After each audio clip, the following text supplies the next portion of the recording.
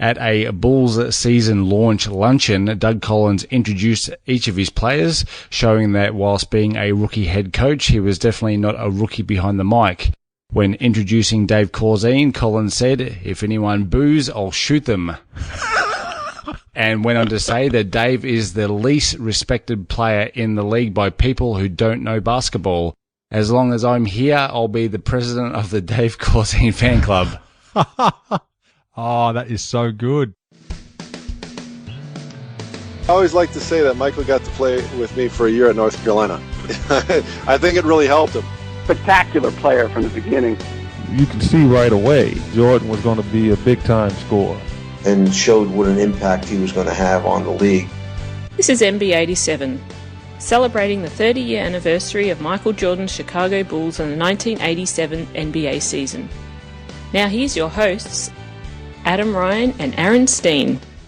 Welcome back to another episode of NB87, this series that chronicles the 86-87 NBA season. Aaron, thanks again for joining me, mate. How are you? And welcome back to our regular listeners and those new to the show as well. Yeah, good to be back for episode number 2. Looking forward to speaking about the Mike Smrick Memorial Game, Adam. We're off to a flyer already with that mention. A quick disclaimer that relates to our entire NB franchise.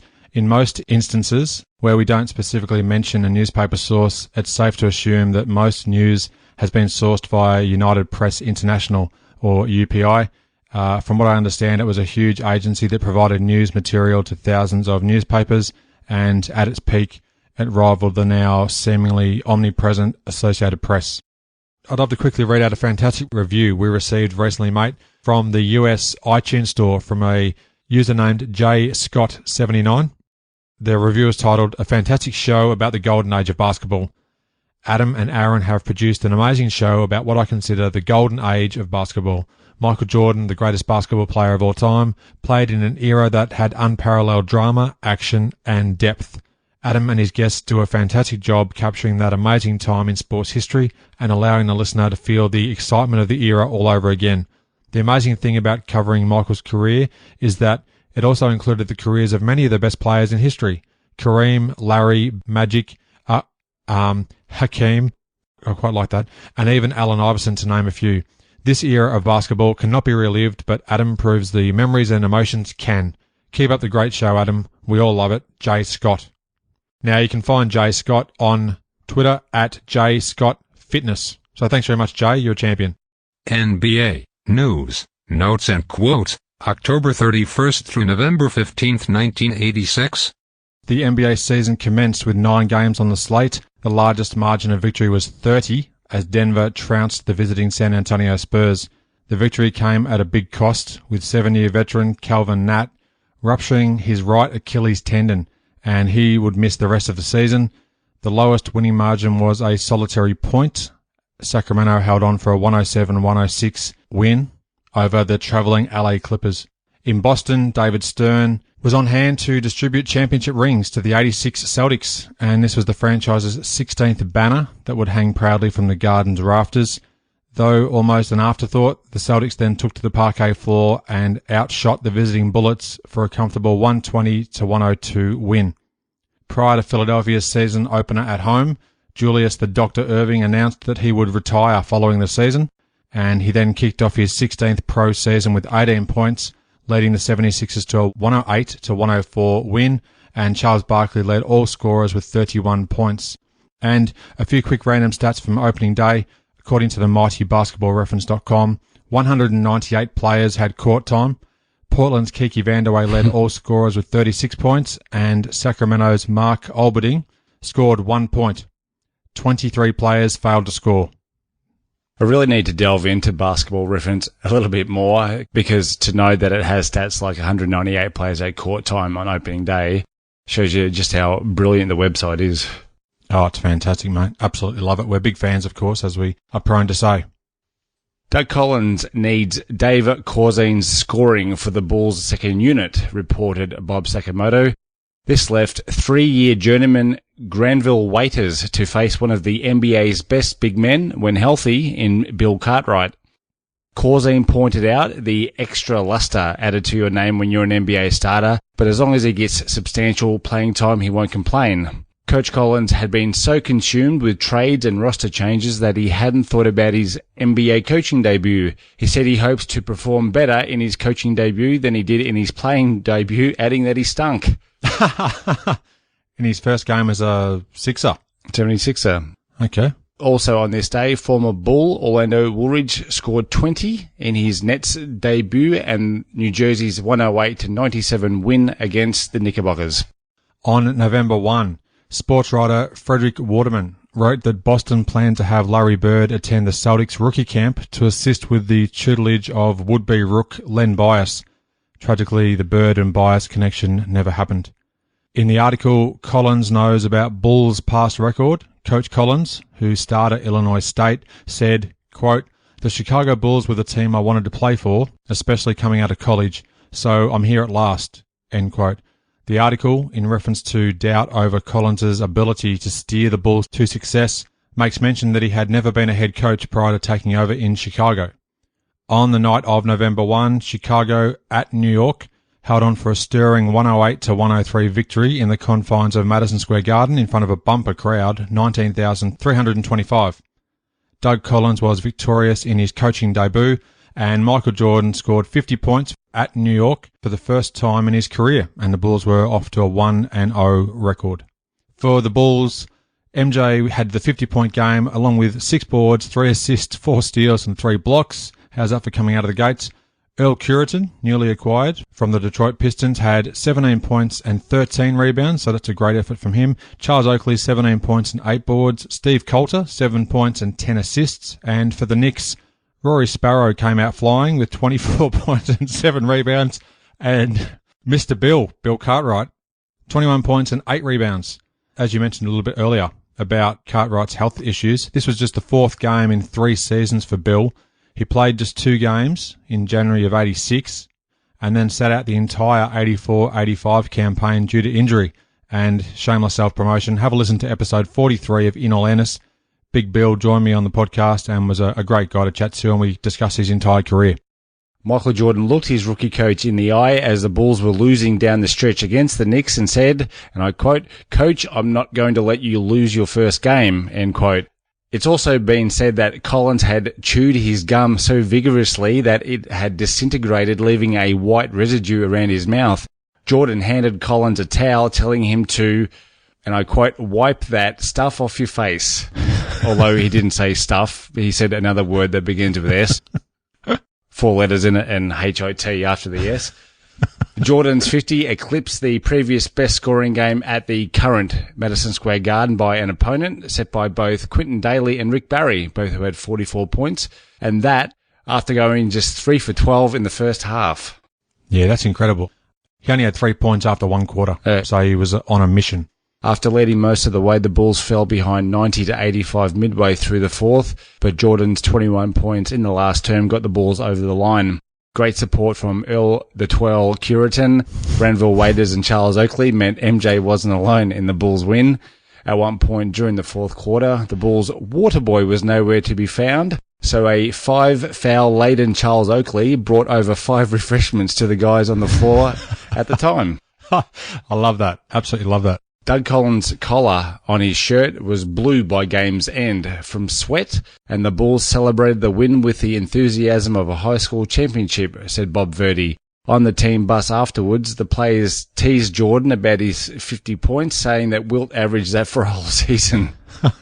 And though only 25, Granville Waiters' balding head had people often mistaking him for a coach of the Bulls, and Doug Collins a player. That's a classic. There's a couple of great things out of this. The first is that, just a random thought popped in my mind, Chris Collins, Doug's son, actually was on the Bulls ball boys staff, I guess you'd say, in the latter part of the 80s. There's certain games, most notably Game 6, I think, of the Eastern Conference semis against the Knicks at Chicago Stadium in 1989 springs to mind, where Chris Collins and Doug embraced after the game ended. That's another great memory there.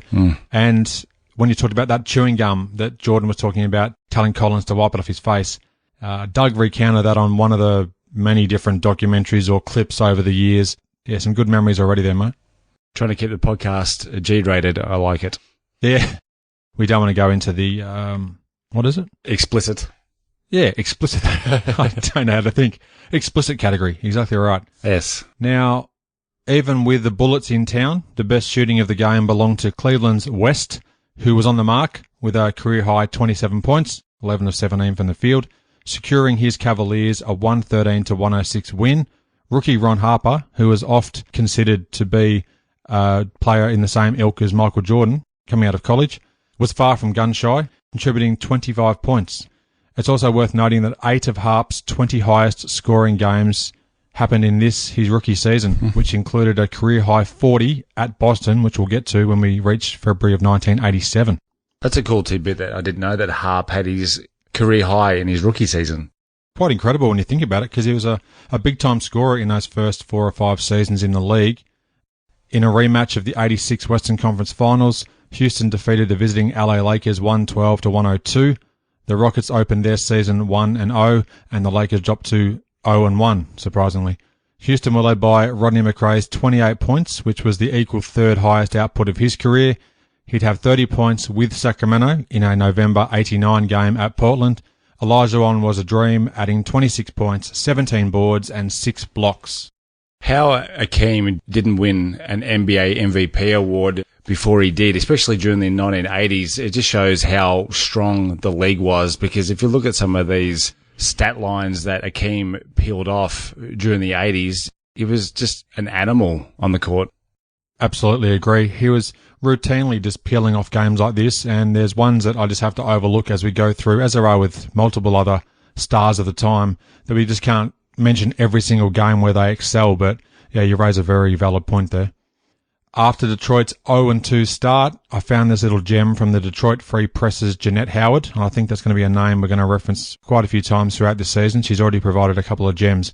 Quote, "When a well-meaning but obviously uninformed fan spotted Pistons reserves Chuck Nevitt and John Sweitz walking through Metro Airport Sunday morning and yelled, 'Hey, great game last night,' a few players' faces curdled in disbelief. Then Nevitt laughed and, as the fan turned his back, lifted an imaginary machine gun to his shoulder and emptied the clip. 'Good game,' Nevitt said. 'Not yet, not even close.'" End quote. That was quite interesting to get an insight there into Chuck Nevitt's persona off the court. Seems like a bit of a jester. You should make sure that you never not feel the need to mention Chuck Nevitt. These jokes don't get any better, do they? No. I won't even chuck them out with the edit. There we go. On the 2nd of November, there was just 2 games played on this date, and Atlanta at Philadelphia took home the Chocolates 122-113. Neek lit up the 76ers for 36 points, 9 boards and 8 assists, and Sir Charles and Mo Cheeks top scored for the Sixers with 26 apiece. Barkley also added 14 rebounds and 7 assists. And on this same date, the other game, Chicago at Cleveland in front of 17,540 at Richfield Coliseum. The Bulls were victorious 94-89 and moved to 2-0 on the season. So a great start there for the Doug Collins-led Bulls. For the Bulls, Jordan had 41 points and 8 rebounds. He was off to an absolute flyer. Dave Corzine, 13 points and 10 boards, and Charles Oakley had 8 points and 15 rebounds. And for Cleveland, Ronnie Harper had 23 points and Brad Doherty 18 points and 15 boards. So 2 rookies already making a big impact in Cleveland. Jordan took a spill after being taken down by Cleveland's Mark West late in the game at Richfield Coliseum. Doug Collins had screamed at MJ to dribble out the clock, but Jordan knew better and went for the kill. Jordan spent 3 minutes laying on the court in the hands of trainer Mark Feil. Doug Collins said his, and I quote, "life flashed before me," as he thought Jordan had separated a shoulder. Instead, MJ scored 8 straight points in the final 1 minute 41 to overtake the Cavs, to go along with good support from Oakley and Corzine, who played like a man possessed. Dave also drew high praise from Doug Collins after the game, wrote Bob Sakamoto. The Bulls fell behind by 17 points twice in the second quarter in this game. That's a fantastic comeback. Yeah, in a cool side note, Dave Corzine dubbed the win the, and I quote, "Mike Smrek Memorial Game," end quote. And the Bulls signed Darren Day off waivers from the Washington Bullets. It was a big day. Yeah, that's awesome stuff about Dave. I'm really glad to see that he got some good press early on in this season. On the 3rd of November, in the only game on this date, Golden State Warriors defeated the visitors from New York 104-95. The Warriors' Purvis Short led all scorers with 26 points, and the Knicks' main man was Calvin Trent Tucker, who dropped 19 points. The Bulls' upcoming game against San Antonio at home had the attention of rookie Brad Sellers, who would come face-to-face with the guy Bulls fans wanted the team to draft, Johnny Dawkins. An article by Bob Sakamoto spoke of Sellers' reaction to the boos from Bulls fans and added an authority on the topic of booing, Dave Corzine, could give the rookie some pointers on dealing with it. Unfortunately, he could, yeah. And if you're loving the good press for Dave Corzine, check this out. At a Bulls season launch luncheon, Doug Collins introduced each of his players, showing that whilst being a rookie head coach, he was definitely not a rookie behind the mic. When introducing Dave Corzine, Collins said, "If anyone boos, I'll shoot them." And went on to say that Dave is the least respected player in the league by people who don't know basketball. As long as I'm here, I'll be the president of the Dave Corzine fan club. Oh, that is so good. Doug Collins. And as usual, he's on point with his comment too, because, well, I've been singing Dave's praises since the NB87 series, but he was oft overlooked and certainly underrated. And I think even when we chatted with Sam Smith, talking about There Is No Next, he was talking about how Corzine allowed the floor to open up a bit more on the inside for Jordan to actually drive in and score. So he also helped Jordan's scoring game too. Yeah, and the two stats that came out of the 1980s that showed just how much the Bulls valued Corzine, in that he played 7 seasons with the Bulls and also led the Bulls in games played during the 1980s, which was a very cool tidbit that you came up during NB86, perhaps? Yeah, I'm not sure which of the ones it was. I think it was 86, yeah. Yeah, it's great stuff. Doug Collins said of John Bark, who coached Collins in the 1972 Olympics, which I didn't know, and I quote, "He screamed at me a lot on defense. He said I couldn't guard an ice cream cone," end quote. That's funny. On November 4, San Antonio travelled to Chicago in front of 12,282, and the final score, the Bulls were victorious again, 111-104, so they moved to 3-0 on the season. For the Bulls, Jordan had 34 points, 8 rebounds, 5 assists, and 4 steals. They're just incredible stat lines. Charles Oakley had a monster, 28 points, 15 rebounds, and 6 assists. The aforementioned Dave Corzine, 16 points and 12 rebounds. Earl Curitan, 15 rebounds, and Steve Coulter, 10 assists. And for San Antonio, Mike Mitchell had 34 points. Now, you mentioned Johnny Dawkins' name not too long ago, and I did read, I think, in another article by Jeanette Howard, that Johnny Dawkins was nicknamed Imelda because he owned upwards of 70 pairs of shoes. So that's a little bit of information there, mate, that I thought I might as well just throw in there while it came to my mind. That's a nickname that my mum gave to me very early on in the piece, because I also have a few pairs of sneakers. Yeah, that's true. So Johnny Imelda Dawkins, apparently. But anyhow, moving on. Chicago applied the screws and dominated the fourth quarter. They outscored San Antonio 36-18. Despite a reputation best described as Michael and the Mechanics, the Bulls won their third straight off some more terrific help from the Mechanics, including Oakley, Curitan, Corzine, and Paxson. The Bulls trailed 55-36 in the second quarter before Collins, during a timeout, angrily slammed his playboard on the floor, sending magnetic pieces flying everywhere. Wow. John Paxson said of Collins that he's the kind of guy that you don't want to let down, and he looks after us. MJ said Collins makes the team feel like a college team. You can joke around with him, but when it's time to be serious, he's just that, and the player-coach relationship that he has with him is very close. Chicago then went on a 26-7 run in front of 12,282 at Chicago Stadium, and a Jordan basket with 58 seconds left gave the Bulls their lead for good. That's great. Collins made strategic moves throughout the game, such as playing 3 guards when the Spurs started doubling the Bulls' point guards, and he moved Oakley to the opposite side of the floor to Jordan, who, when doubled repeatedly, found Oak wide open for jumpers. And as you mentioned there about how the players really loved Collins' coaching style and the player-coach relationship, Doug was definitely a player's coach. You speak of the good press for Dave Corzine. A lot of the press for rookie coach Doug Collins was glowing early on in the season. Wouldn't you agree, mate? It really was. Continuing games on the 4th of November, arguably the game of the night was at Indiana. The Pacers outlasted Philadelphia 125-121 in double OT. The first meeting between former Auburn teammates Charles Barkley and Chuck Person. Ex-Piston John Long dominated for Indiana, and he dropped a career-high 44 points, including all 11 in the second overtime. Wow. Barkley had 34 points, 10 boards and 14 assists, commonly known as a triple-double. And Chuck Person had 15 points and 11 rebounds for the Pacers. Hashtag trip dip. I almost said trip dip, then just said triple-double. I mean, it's been brought up anyhow, so we'll keep it in there. Now, here's something, mate, that I was completely oblivious to that occurred in this same game. Barkley fell to the floor after Julius Erving collided with him following a missed layup during the second overtime, and that led to Charles's admittance to Temple University Hospital, where it was found that he had bleeding in the stomach. And I went straight to Basketball Reference to view his 86-87 game log and learnt that he'd missed the next 9 games for the Sixers. He only missed 24 games through the first 6 seasons in the league, 9 of which were due to this ailment. NB87, where brilliant NBA minutiae happens.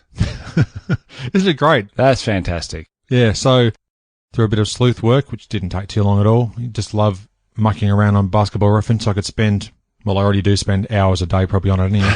But yeah, some great information there that can be uncovered. On the 5th of November, 6 games were on the slate. A 6-point margin of victory was the lowest, 31 points the largest.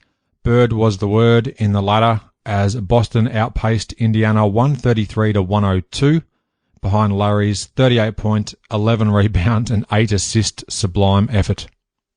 On the 6th, Bob Verdi warned the Bulls front office of thinking that the Bulls' 3-0 start might make them think that the team doesn't need help and soon. To keep the streak of wins going, on arriving at the stadium before the win against San Antonio wearing a grey suit, Jerry Krause called his wife and asked her to bring the blue suit, yellow tie combo that he wore in the first 2 wins. And Doug Collins left his playbook at the hotel before the win against the Knicks, so he was now doing the same for all games. Superstitious bunch, these Bulls.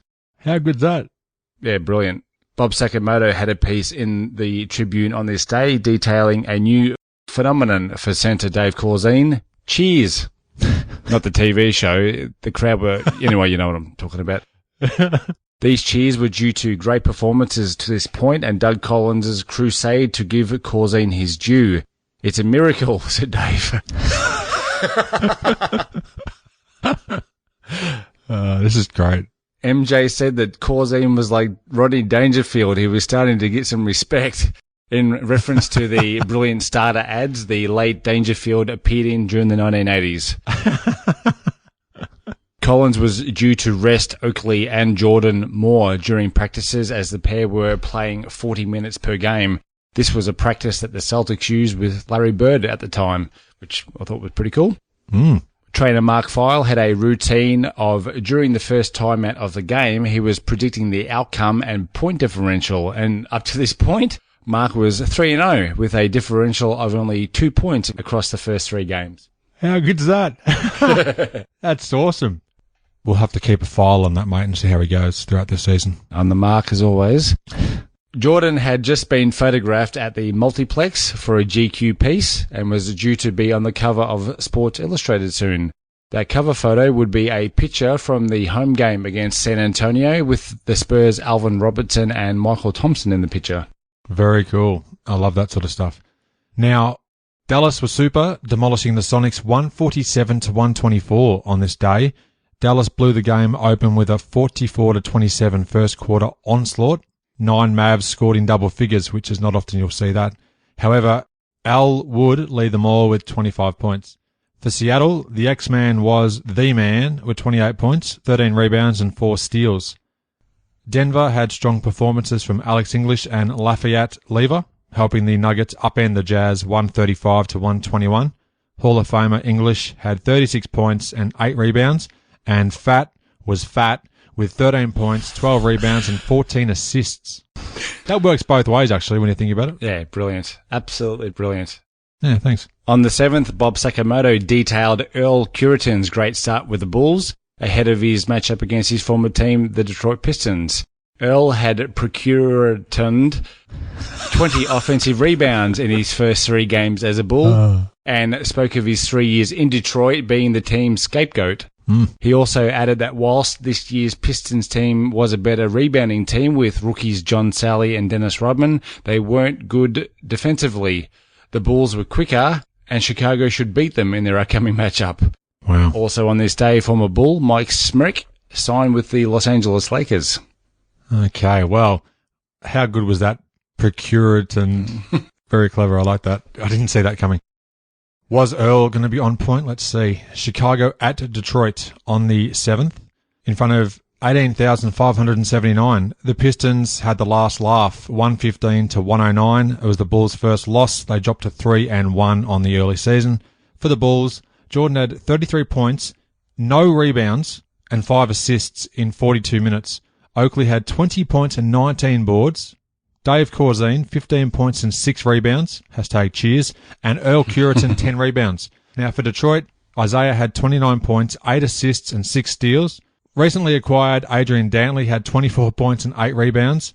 Lamb had 20 points and 19 rebounds. So some big stats all around there. Now I've got an asterisk next to Jordan's 0 rebounds, mate. I went back to Basketball Reference. I was on a mission researching in this episode. This was one of only 8 games in Jordan's career where he had no rebounds. So I thought that was definitely newsworthy. After closing out the first 3 games for the Bulls, Michael Jordan couldn't put the finishing touch on the Pistons at the Silverdome. MJ missed 2 free throws, had the ball stolen and threw away a pass in the final 3:13 of the game. The Bulls led 94-87 with 7:17 to go, but 14 fourth quarter points from Isaiah Lord Thomas III was too much down the stretch. And even though Jordan had no rebounds in this game, it's not like the Bulls struggled. The Bulls had another stellar game on the offensive boards with 34 offensive rebounds and out-rebounded the Pistons 54-47 overall, but turned the ball over 18 times, and Joe Dumas played Jordan well down the stretch. That makes it even more remarkable that Jordan had 0 rebounds, and yet the Bulls did so well on the glass overall. And plus, being up 7 with under 8 minutes to go, and then to sort of throw it away, that's disappointing. It could have been a 4-0 start. On this day, there was also a nice little tidbit that had some Jeff Rulon gold attached to it. The coin-throwing incident that we detailed in an earlier episode that disrupted George Gervin's first game in Italy reminded Philadelphia's Jeff Ruland, who played a year in Spain, of an incident in Italy in 1981. Ruland's Spanish team was playing in the European Cup tournament against an Italian team. Ruland said, "We were up by 5 with 35 seconds left and we lost. They cheated. An Italian guy hit me, so I turned around and knocked him out." The last guy that you'd think who'd come after you in that situation is another American, but then Bruce Flowers, who played at Notre Dame, started scratching at my back. What a wimp. I beat him up too. They escorted me off the court with machine guns, end quote. That was so good. You sent that through to me in advance of our recording today because, quite frankly, we couldn't not mention it in the interim, so I found that to be hilarious. Jeff Ruland, former guest and friend of the show, dare I say, episode 45. Great guy to chat with as well.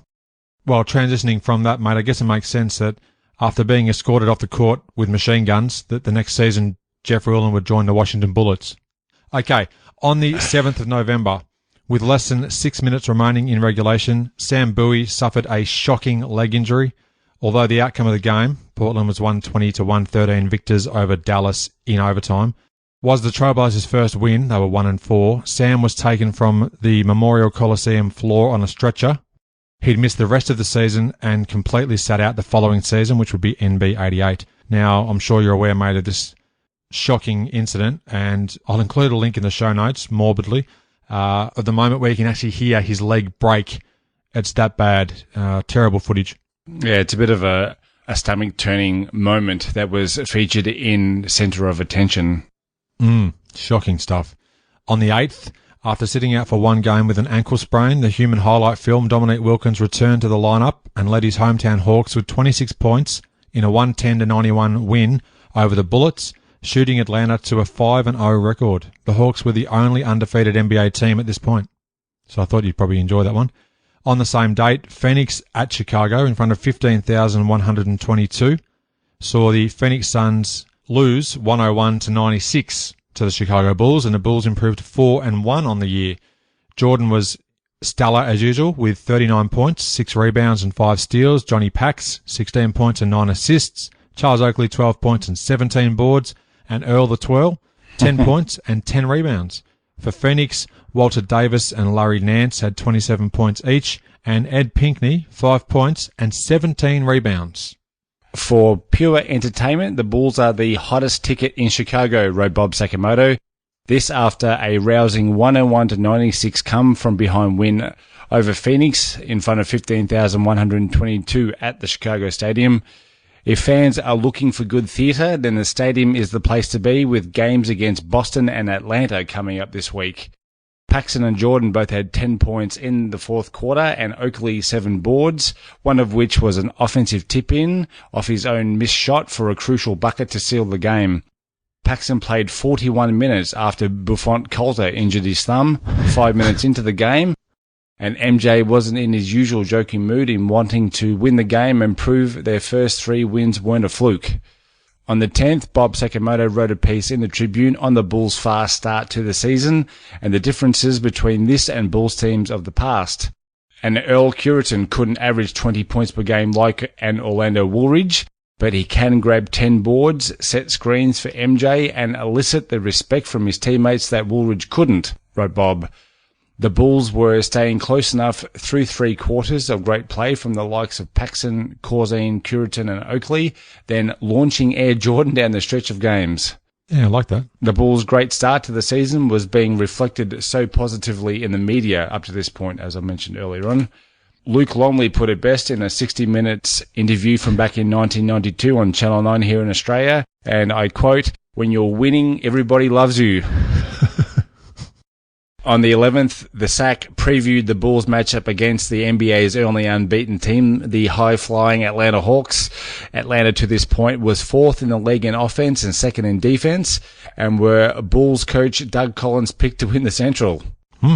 The Hawks were due to be without Sputnik Webb with a bruised thigh, but would give the Bulls all they could handle on the boards with their 3 7-footers in Willis, Contract, and Rollins. Did you say contract? Hello to John Concake if you're listening. I really would love to have you on the show, but understand it may not be possible now thanks to Aaron. It's been a while since you've thrown someone under the bus. Yeah, okay. Challenge accepted. Jeez. Be careful what you wish for. Philadelphia's Cliff Robinson came off the bench on the 11th and had 35 points, 27 of which were after half-time, as his 76ers fought back from a 27-point deficit. They were down 87-60 in the third quarter at Seattle to win 121-114. That 27-point-and-a-half effort from Don't Call Me Uncle Cliff Robinson kind of makes that trade actually look a bit better now, doesn't it, for the number 1 pick? That would eventually be Bradley Lee Doherty from Black Mountain, North Carolina. Oh, you've been waiting to get that one in, haven't you? Now, Tommy Chambers had a blinder with 33 points, 12 rebounds, and 8 assists. Alton Lister added 19 points and 10 rebounds, and Dale Ellis, friend of the show, episode 57 of the show, had 16 points. Philadelphia were 5-2, and Seattle 3-3. Atlanta at Chicago, also on the 11th, in front of 16,877. Probably a contender for the game of the season, very early on, of course. Chicago 112, Atlanta 110, and the Bulls improved to 5-1. That was the first loss of the season for the Atlanta Hawks. So a great game there. Jordan had 34 points. Charles Oakley, 17 points and 9 boards. Earl Curitan, another great game, 13 points and 11 rebounds. And Brad Sellers had 10 points on 4 of 4 from the field.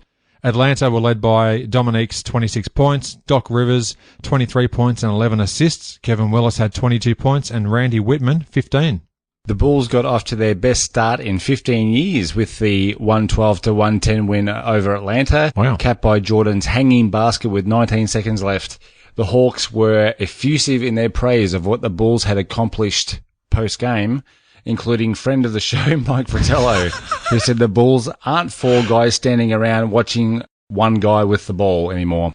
After getting down by 13 early in the game, it was the third quarter where Chicago set up the win with a 29-15 quarter and forcing Atlanta into just 5 for 17 shooting for the term. Nice work. And you can go to inawareness.com/32 to hear the aforementioned chat with the czar of the telestrator, Mike Fratello. I love it. Thanks for putting in the shameless self-promotion on my behalf. Returning to games on the 11th, Utah fans collectively made appointments to see their respective doctors following an absolute heart-stopping win over the visiting Mavericks. Darryl Griffith, a.k.a. Dr. Duncanstein, a.k.a. the Golden Griff, hit 2 3-pointers in the game's final 7 seconds, the second of which was at the buzzer after Utah's Ricky Green stole an inbounds pass. The final score of the game, the Jazz held on to take that victory 104-103 against Dallas.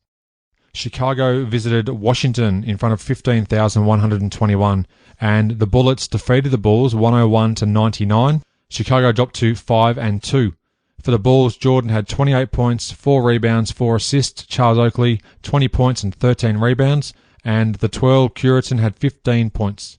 For Washington, Moses Malone played his part, 33 points and 13 rebounds. Jeff Malone had 30 points. The Bulls almost stole the victory in Landover, Maryland, with 2 late, unlikely 3-pointers by Brad Sellers and John Paxson, wrote Bob Sakamoto. MJ was harassed into 1 for 7 shooting in the fourth as Kevin Lockery sent 2 and 3 guys at Jordan, including 6'9" pair Dan Ranfield and Charles, former Chicago Bull Jones. That's a fair nickname. Coach Doug Collins said the team was a little flat after the emotional win over Atlanta at home. The team was a little sloppy in getting the Bullets into the bonus earlier than they would have liked in the fourth quarter. Earl, the 12 Curitan, missed a box out on Moses late in the fourth off a Bullets missed free throw when the Bulls were down by 1. In other news, during an interview, former coach Stan Orbeck steered clear of any questions about the Bulls, but said he was pleased to see John Paxson and Dave Corzine get off to fast starts this season, and added that the team could go far if Jordan stays healthy, but if he goes down, it will be, and I quote, Katie bar the door. I then took the time to look up the origins of this phrase and found several possible origins. Katie bar the door roughly means there will be trouble in store, but there were also links as far back as Catherine Douglas and her attempt to save the Scottish King James in 1437. Anyway, I digress. I know that during the week I did follow the hashtag NB87, because there's certainly plenty of things that we can't mention in every episode, which is just referenced on Twitter. It's great media that you can mostly look at, some videos, some photos, some just random tidbits. So definitely check it out. But you did allude to the fact that that would be referenced in this episode. That's fantastic stuff, mate. I appreciate the effort in diving into that one as well.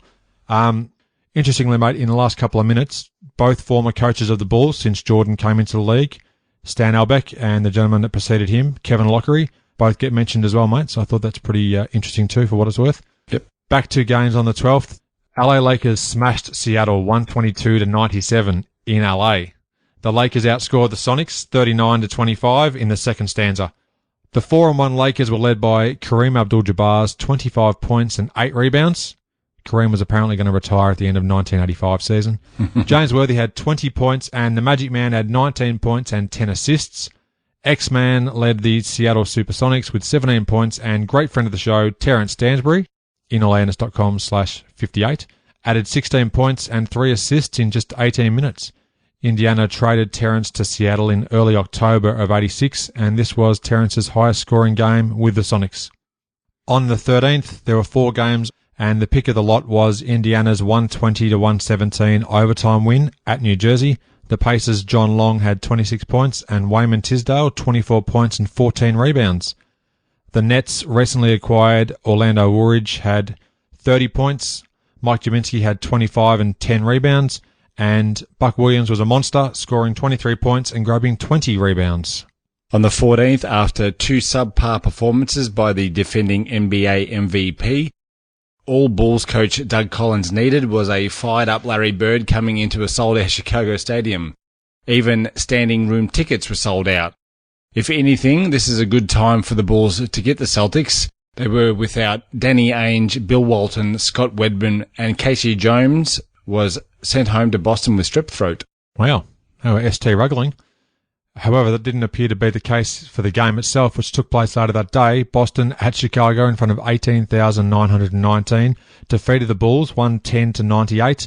The Bulls slipped to 5-3, and Jordan had another incredible performance: 48 points and 5 rebounds.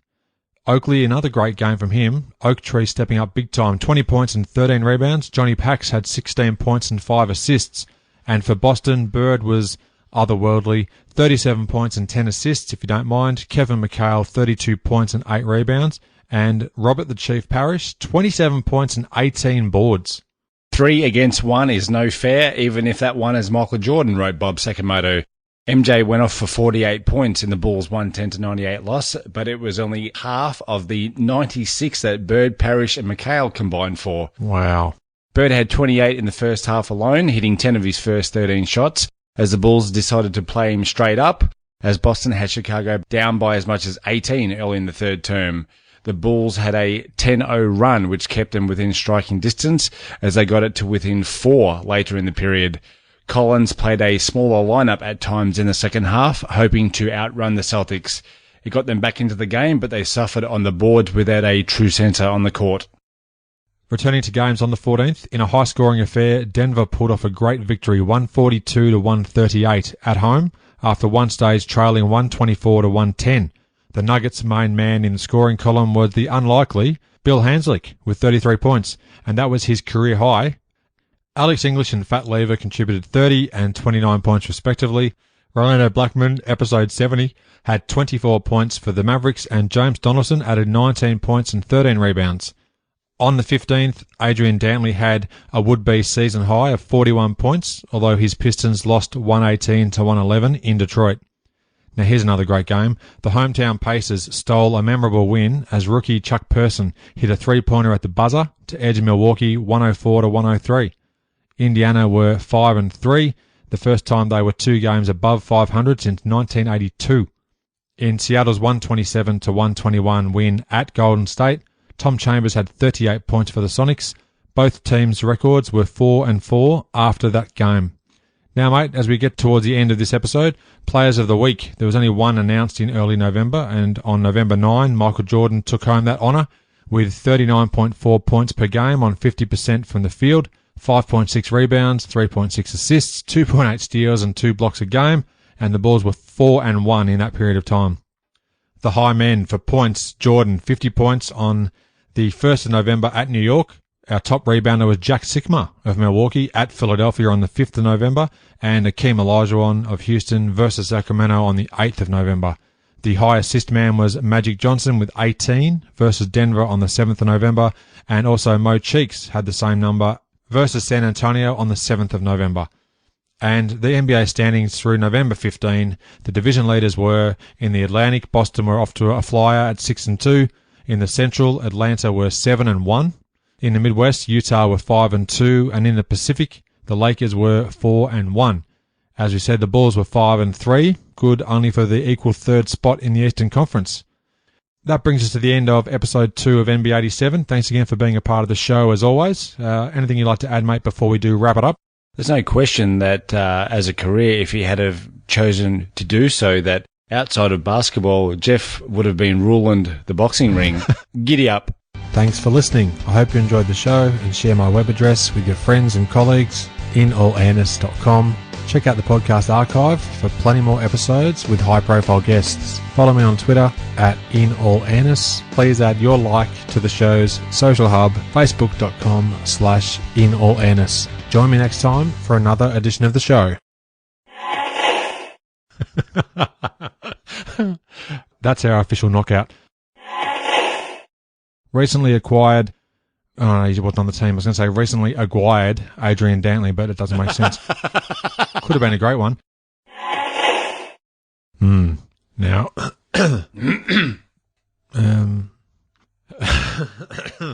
this is a throat-clearing frenzy at the moment. Throat-clearing frenzy.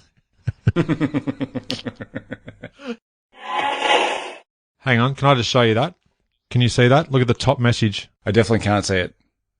Higher or lower? No, you need to turn the screen on so I can see it. What? Oh.